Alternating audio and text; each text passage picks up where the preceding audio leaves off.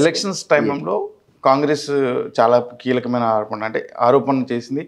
BJP BRS కలిసిపోయారు, వాళ్ళు ఒకటే అనే దాంతో పోయారు. దాంట్లో సక్సెస్ కూడా అయ్యారు, కొంత ప్రజలు కూడా నమ్మారు. ఇప్పుడు కాంగ్రెస్ కేసీఆర్ మీద చర్యలు తీసుకోకపోతే, ఏదైతే ఎలక్షన్స్ ముందు చెప్పారో అరెస్ట్ చేస్తాం, చాలా ఆధారాలు ఉన్నాయని, కానీ ఆ విధంగా అడుగులు పడతలేవు అనేది చాలా విమర్శలు వస్తున్నాయి కదా. అప్పుడే అంటే నేను అడ్మినిస్ట్రేషన్లో సుదీర్ఘకాలం పనిచేశా. స్టేట్ గవర్నమెంట్లో పనిచేశా, సెంట్రల్ గవర్నమెంట్లో పనిచేశా. మీకు తెలిసి ఇక్కడ నేను 12 ఏళ్ళు స్టేట్ మినిస్టర్ దగ్గర పిఎస్, 4 ఏళ్ళు కేసీఆర్కి సెంట్రల్ గవర్నమెంట్లో పిఎస్. జస్ట్ లైక్ దట్ మీరు ఒక వ్యక్తిని అరెస్ట్ చేయలేరండి. మీకు తగిన ఆధారాలు మీరు సేకరించాలి. దానికి స్పెషల్ ఇన్వెస్టిగేట్ టీంను పెట్టాలి, లేదా ఏసీబీని పెట్టాలి, లేదా విజిలెన్స్ని పెట్టాలి. ఈ అధికారులు అవసరమైన సాక్ష్యాధారాలు మీకు సేకరించడానికి ఏ కేసులో అయినా, ఈవెన్ పనికిమాలిన కేసులో అయినా మినిమం 3 months పడుతుంది. అది సాధ్యపడదు. అది లేకుండా మీరు కనుక ఒక కేసు తయారు చేసి అర్జెంటుగా పోయి ఒక వ్యక్తిని అరెస్ట్ చేసి కేసీఆర్ను, కవితనో, లేకపోతే కేటీఆర్ను, హరీష్ను తీసుకెళ్ళి జైల్లో పెడదామని అనుకుందాం. అంత అర్జెంటుగా బెయిల్ వస్తుంది. మీకు ఆధార్ ఎవరు అల్టిమేట్గా మీరు కాదు కదా. ఏ కేసు పెట్టినా అక్కడ విచారణ దగ్గర కూర్చునే వ్యక్తి ఈ రెండింటికి సంబంధం లేనటువంటి జ్యుడిషియల్ వ్యక్తి, ఆయన మెజిస్ట్రేట్ మీరు కన్విన్స్ చేయాలి. ఇది ఆధారాలు. కానీ ఫైనల్గా అరెస్ట్ అవుతారంటారా? నేనైతే అనుకుంటా ముగ్గురు జైలు పోక తప్పదు. ఎవరెవరు? అదే కేటీఆర్, కవిత అండ్ కేసీఆర్. హరీష్ను వదిలేశారు. హరీష్ అంటే ఐ రియలీ డోంట్ నో. అతనే కాళేశ్వరం చుట్టూ తిప్పుతున్నారు కదా. కాళేశ్వరంలో ముందు హరీష్ ఉన్నాడు కదా, ఆయన డబ్బులు జమ చేసుకుంటున్నాడు, ఎలక్షన్లో ఎమ్మెల్యే కూడా డైరెక్ట్ మనీ ఇస్తున్నాడు అనే అభియోగం మీద ఈయన ఎక్కడ పవర్ఫుల్ అవుతాడని మంత్రివర్గం నుంచి డ్రాప్ చేసి శాఖ మార్చారు ఫస్ట్. తర్వాత ఏకంగా మంత్రివర్గాన్ని తీసిపడేశారు. ఆ తర్వాత ప్రాధాన్యత లేని పోస్టులో కొనసాగించారు. ఎందుకంటే ఆయనలో ఎవరు బలోపేతమైన సొంత కుటుంబ సభ్యుడైనా పక్కకు పోవాల్సిందే. అది చేశారు కదా. మనం చూసి మన కళ్ళెదురుగా హరీష్ కనపడ్డాడు కదా. అట్లా అంటే అంతకంటే లాయలు ఉన్న ఈటల రాజేందర్ కూడా తీసి అవతల పడేశారు కదా. చూసాం కదా పాపం. డెఫినెట్లీ ఎంత తెలంగాణ ఫైటరో అంతకంటే లాయలిస్ట్ కూడా. అట్లాంటి వాడి తీసి అవతల పారేశారు. యూజ్ అండ్ త్రో వాడుకొని అవతల పారేశారు. కాబట్టి ఆయనకు అది క్యారెక్టర్ అది. అందువల్ల నేను అనుకుంటున్నా నెంబర్ 1, 2, 3లో పోయింది వాళ్ళ ముగ్గురే. రేపు పొద్దున నిజంగా మనం అనుకున్న ఎంక్వైరీలో ఈయన కూడా ఉన్నాడని అంతకుముందున ఇరిగేషన్ ప్రాజెక్ట్స్లో ఎస్టాబ్లిష్ అయితే హరీష్ కూడా తప్పించుకోవడానికి అవకాశం. వదిలిపెట్టే ప్రసక్తి లేదంటారా? ఎవరు రేవంత్ అయితే వదిలిపెట్టాడండి. రేవంత్ రెడ్డి అనేవాడు నాకు ఆయన నేచర్ కానీ, ఆయన మాటలు కానీ, ఆయన చూసేటువంటి ఆ స్పీడ్ కానీ చూస్తే ఈయన పోనీలే పాపం అనుకునే వ్యక్తి కాడు. కాబట్టి వీళ్ళందరూ కూడా ఫేస్ చేయాల్సిందే వాస్తవాలు ఉంటే. అది మీకు ఈ ఏజెన్సీస్ 2 నెలల్లో 3 నెలల్లో తెలుస్తాయి. ఆ ఆధారాలతో మేజిస్ట్రేట్ దగ్గర పోవాలి మీరు, లేకపోతే కేసు నిలబడదు ఏది కూడా.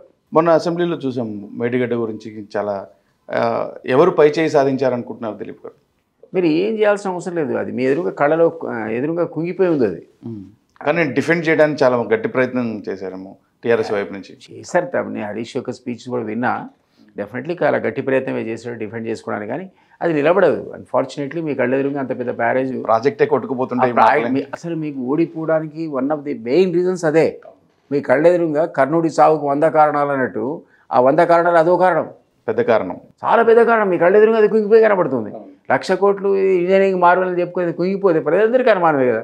ఊరి ఇంత చెప్పారు ఇది మా కళ్ళెదురుగా. మీరు ఏమైనా స్టడీ చేశారా? అది ఏమైనా పనికొచ్చేలా ఉందా ప్రాజెక్ట్? నేను పోయాను, మొత్తం ప్రాజెక్ట్ ఏరియాస్ అంతా చూశాను, తిరిగి చూశాను. నేను అనుకున్నది కూడా మల్లన్న సార్కి అంత 50 TMC స్టోరేజ్ అవసరమే లేదు, 10 TMCతో సరిపోయేది. ఇట్లా ప్రతి దగ్గర బ్యారేజెస్లో కూడా దానికి 1/3 25% బ్యారేజ్ అనేది కడితే అయిపోయేది.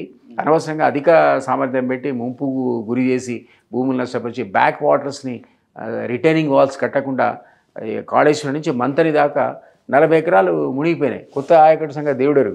మన ఇంజనీరింగ్ ENC చీఫ్ మాట్లాడుకుంటూ 18 lakh acres స్టెబిలైజ్ అయింది, ఓన్లీ 1 lakh acresకే కొత్తగా వాటర్ ఇచ్చేవాడు. అంటే ఇంకా డిస్ట్రిబ్యూటరీ కెనాల్స్ మీరు ఇంకా చాలా చేయాల్సిన అవసరం ఉంది, అది జరగలే. సో ఇవన్నీ చేయాలంటే మీరు మళ్ళీ అదనపు అమౌంట్ ఖర్చు పెట్టాలి. ఫస్ట్ ఆఫ్ ఆల్ ఇది కుంగిపోవకుండా మీరు చర్యలు తీసుకోవాలి, దానికి అదనపు ఖర్చు అవుతుంది. ఇప్పుడు మీరు చూసినంత ప్రకారం ఈ ప్రాజెక్టు ఉంటుందా? నెంబర్ 1 అది వయబుల్ కాదు. నెంబర్ 2 దాని డ్యామ్ సేఫ్టీ. నేనటువంటి technical expert dam safety authority faulty design అన్నారు. రేపు పొద్దున బ్రహ్మాండమైన వరదలు వస్తే ఈ పద్ధతిలో డిజైన్ చేసినప్పుడు ప్రాజెక్ట్ కొట్టుకుపోతే మన కళ్ళెదురుగా నిజంగా కూడా బాధాకరమే. అవకాశం ఉందనిపిస్తుంది. ఎందుకంటే అన్నారం దగ్గర కూడా నిన్న రాత్రి టీవీలో చూపిస్తున్నారు, బుడగలు వస్తున్నాయి, ఆడ కూడా ఏదో కుంగిపోతుంది. మంత్రి గారు, మాజీ మంత్రి గారు బొంగలు రావడం సహజమే అని అట్లా వచ్చే కదా అది కుంగిపోయేవి. అంతకుముందు మెడిగడ్డ కూడా అట్లాంటి బుడగలు వచ్చే అది పిల్లరే కుంగిపోవడం చూసాం. సో ఇది కూడా మన ఖాళీ చేశారు కదా, అది అట్లా కుంగిపోకుండానే ముందు ఇమ్మీడియట్గా అర్జెంట్ ఖాళీ చేయమన్నారు. ఇప్పుడు గొర్రెల స్కీమ్లో కూడా 120 గొర్రెలు ఒక స్కూటర్ మీద ట్రాన్స్పోర్ట్ చేసినామని ఇవన్నీ వార్తలు వస్తున్నాయి. వాటి మీద చర్యల కోసం ప్రజలు వెయిట్ చేస్తున్నారేమో. చేస్తాను, అదే చెప్తున్నా మీకు, చర్యలు అనేది తప్పవు. కాకపోతే మీకు తగిన ఆధారాలు ఉండాలా, ఇవన్నీ ఎవిడెన్స్ క్రియేట్ చేసుకొని వాళ్ళ సాక్ష్యాధారాలతోనే చర్యలు తీసుకుంటారు. ఒక శివబాలకృష్ణతో వదిలిపెడతారా? అది చిన్న చేప, అది చాలా చిన్న చేప. నేను వార్నింగ్ ఇచ్చినట్టుంది శివబాలకృష్ణ లాంటి చాలా మంది వార్నింగ్ అయితే ఇస్తున్నారు. అంటే ఇంకోటి చూస్తే కాంగ్రెస్ పార్టీలో కలెక్టివ్గా ఉంటూ ఉంటారు, కానీ ఒకే ఒక్కళ్ళలాగా కనిపిస్తున్నారు. ఇది కొనసాగిస్తారా మరి? జనరల్గా కూడా ఇందులో డైవర్సిఫైడ్ కల్చరే ఉంటుంది. నిన్న అసెంబ్లీ కూడా మనం చూసాం కదా, ఒకసారి ఉత్తమ్ లేచాడు, ఒకసారి శ్రీధర్ బాబు లేచాడు, ఒకసారి వెంకటరెడ్డి లేచాడు, ఒకసారి పొన్నం ప్రభాకర్ లేచాడు.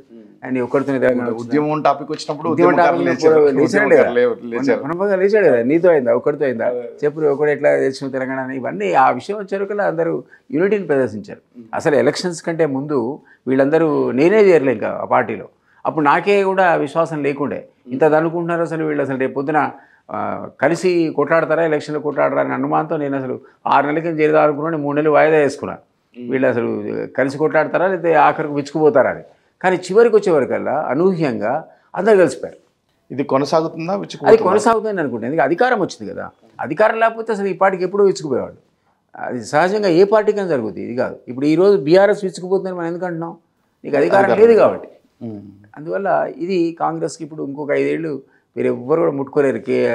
రేవంత్ రెడ్డి అన్నట్టు ఎవడు ముట్టుకుంటే చూద్దాం రా అని ముట్టుకోలేరు. ఎందుకంటే ఆ పవర్ అనేది మళ్ళీ కలిపి ఉంచుతుంది. మీకు కలిపి ఉంచేటువంటి స్ట్రాంగ్ బాండ్ అదే. Power is the bond.